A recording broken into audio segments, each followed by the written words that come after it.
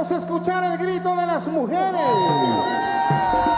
De esta forma, con un gran festejo de fin de año en la Glorieta de La Palma, cerró este 2019 y dio paso a la segunda década de este milenio. El 2020 está aquí.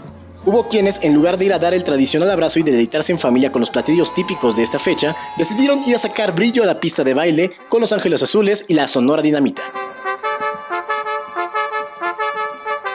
Y mientras los asistentes se preparaban para sacar sus mejores pasos, les preguntamos qué esperan de esta segunda década que estamos por iniciar. Oiga, se vino hasta con el perro. Sí, claro. Ni modo de dejarlo solito, ¿verdad? Oiga, ¿a quiénes viene a ver, A Los Ángeles Azules. Los Ángeles Azules. Y a Sonada Dinamita, ¿no? También. ¿Qué canciones viene a bailar? Pues todas. A mí me gustan todas. ¿Qué usted espera de este 2020? Pues lo mejor para todos, Para todos que haya mucho trabajo, mucha salud y mucha vida.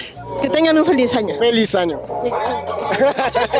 ¿Cuáles son tus deseos, tus propósitos para este 2020?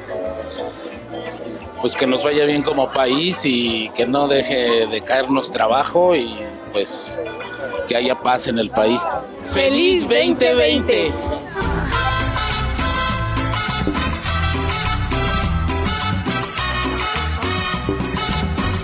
Yo vengo desde Reynosa, no sé quién va a estar ni nada más ando aquí. Perfecto. Oye, desde Reynosa, ¿qué es lo que esperas para este 2020?